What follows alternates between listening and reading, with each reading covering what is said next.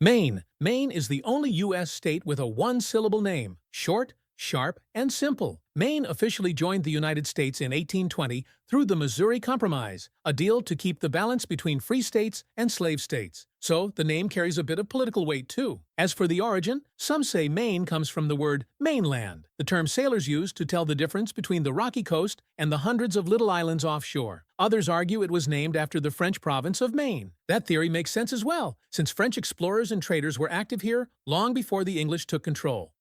New Hampshire. New Hampshire got its name straight from England, specifically from a county called Hampshire. From the very beginning, English settlers named it as a reminder of their homeland across the ocean. But bro, New Hampshire's story isn't as simple as its name. Remember, this state was one of the original 13 colonies, and it was also one of the boldest in standing up to Britain. Even before America's Declaration of Independence in 1776, New Hampshire had already written its own constitution back in January. You could say they were pioneers on the road to America's birth. And here's another big fact. In 1944, a hotel in Bretton Woods, New Hampshire, became the site of a historic conference. It was there that the post-World War II global financial system was created, including the IMF and the World Bank.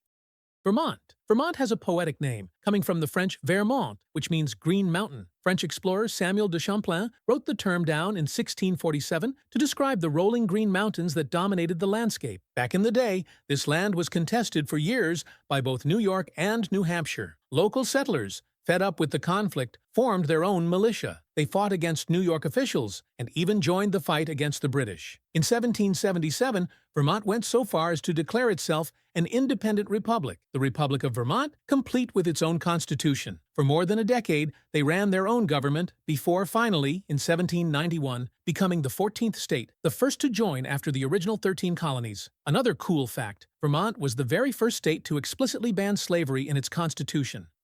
Massachusetts. The name Massachusetts comes from the Massachusetts tribe that lived around Boston. In their language, it roughly means near the Great Hill, most likely referring to the Blue Hills just south of Boston. When the English settlers arrived, they adopted the name right away. But Massachusetts became much more than just the name of a tribe. This is where the American Revolution exploded. The Boston Tea Party, Paul Revere's Midnight Ride, and the battles of Lexington and Concord, it all began right here in Massachusetts. On top of that, Massachusetts played a key role in shaping America's identity beyond the Revolution. Harvard, founded in 1636, became the first college in the colonies.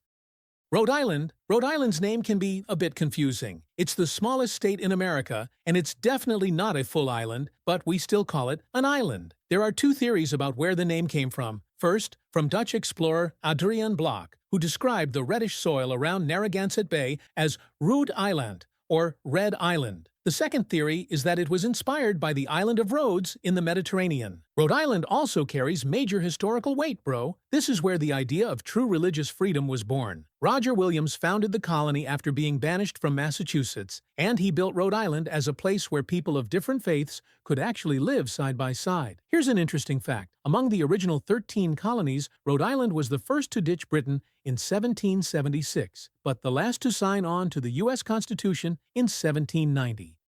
Connecticut. This state's name comes from the Algonquian word Quinnitukut, which means long tidal river. Of course, it's a direct reference to the Connecticut River, the main lifeline of the region. When the English settlers arrived, they simplified the spelling into Connecticut. During the American Revolution, Connecticut was one of the original 13 colonies. Its role was huge, not just in sending troops, but also in keeping the war effort supplied. In fact, it earned the nickname the Provision State because it became the center for logistics, weapons, and ships. Connecticut's gun-making industry was so strong, it stayed famous well into the modern era. New York. The name New York comes from the Duke of York, a noble title in England, the man who would later become King James II. At first, the area was controlled by the Dutch and called New Amsterdam, but in 1664, the English seized it and renamed it New York. As one of the original 13 colonies, New York played a huge role in the American Revolution. Many battles were fought here, including the Battle of Long Island in 1776, one of America's biggest defeats in the early war. And here's another key fact. New York City was actually the very first capital of the United States after independence, before the government moved to Philadelphia and eventually to Washington, D.C.